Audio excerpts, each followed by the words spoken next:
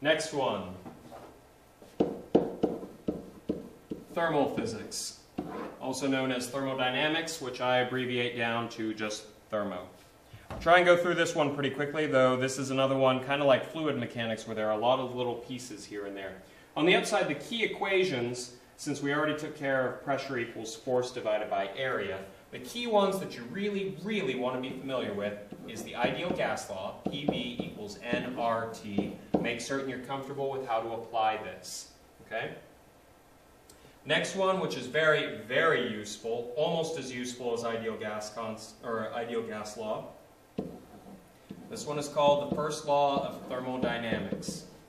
This one's another one of those conservation of energy.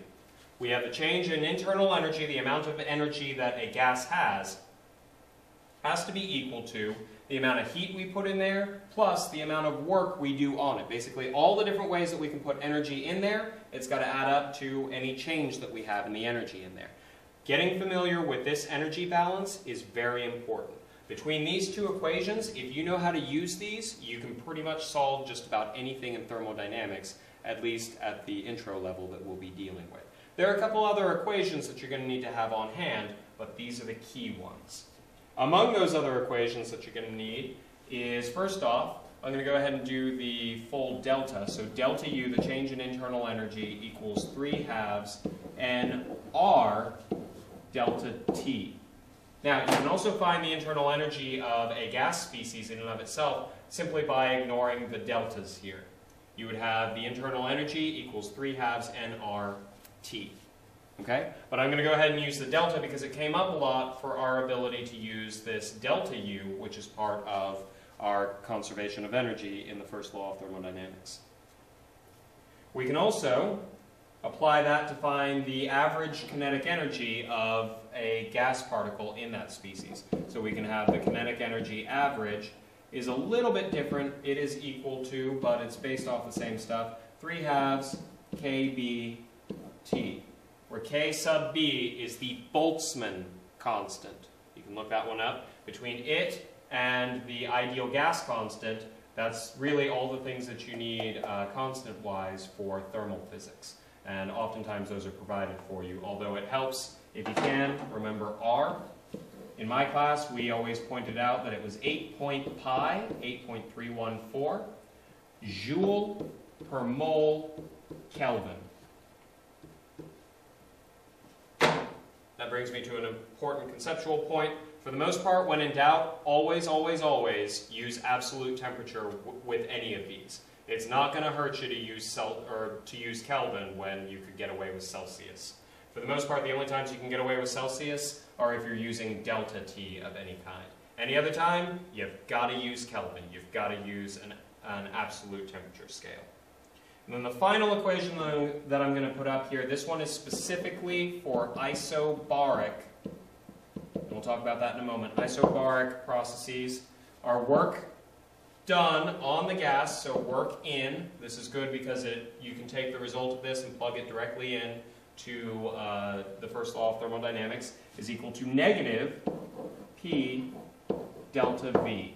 And remember, P is just going to be a constant because it's an isobaric. That's why we don't have to worry about a changing P. That's a very common equation, one that's pretty useful. Isobaric processes are ones that they deal with often. Conceptual stuff. The first thing that I want to talk about are the laws of thermodynamics.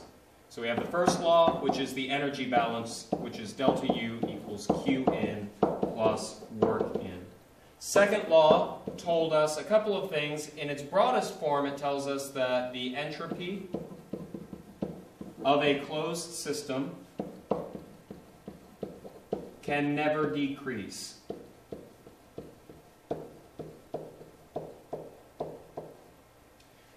In terms of actual useful things, at least at the level that we're dealing with, the most important thing that you can take from the second law of thermodynamics is that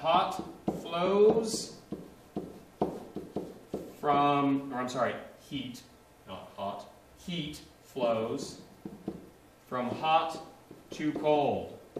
Always goes that direction. We can't have We don't put ice in a warm drink and then the warm drink gets warmer and then the ice gets colder. Never happens. And the reason it doesn't happen is actually from some of the in-depth analysis of the second law of thermodynamics. That's one of the key things that we take from it. Next thing to keep in mind are the 4 types of processes. We had 4 of them. We had isobaric. Now I remember pointing out in class that iso means same, and so each of these that have iso, they give us a clue as to what it is. Bar, like barometric pressure, is actually telling us that it's the same pressure. Isochoric, or isovolumetric, that's one where our volume doesn't change, our walls are fixed. Now the important thing about that guy is our work is always equal to 0 because none of our walls can move. We talked about that at length in class. Isothermal means same temperature. Our gas species does not change its temperature. If you look back up here in our change in internal energy, which is an important part of our first law of thermodynamics, if our temperature doesn't change, our internal energy can't change. These are important concepts to keep track of because identifying the process will give you important information about what you can do in the first law of thermodynamics. Isochoric, your work is equal to 0. Isothermal, your delta U is equal to 0. And the next one, which is adiabatic, is one where there is no heat that transfers into or out of your system. That also applies to your first law of thermodynamics. That guy goes to 0. Q equals 0. Isobaric doesn't have something that gets rid of something nice in the first law of thermodynamics, but it does have this equation here for our work, so it has some upsides to being able to identify it. Those are our processes, our laws. I think that's more or less all the stuff that I wanted to bring up with the exception of one final thing. Something that you're going to encounter very often is a pressure versus volume graph. And we can graph out our processes, we can graph out our cycles like this. Like maybe this is process A, this is process B, and that's process C. When you're looking at this, the area under the curve in a pressure versus volume graph, this is equal to your work.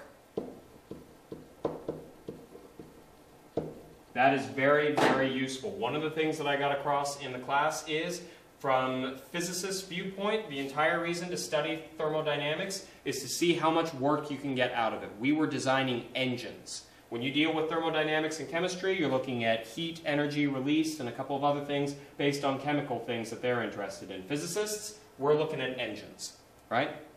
Now there are a few other equations that you probably want to review dealing with efficiencies and the Carnot efficiency, that sort of thing. But they're not the core things that I wanted to do on the broad overview here. Take a look at your efficiencies and some of the work done stuff so that you can get some feel for that. Although these are the core concepts here. Okay?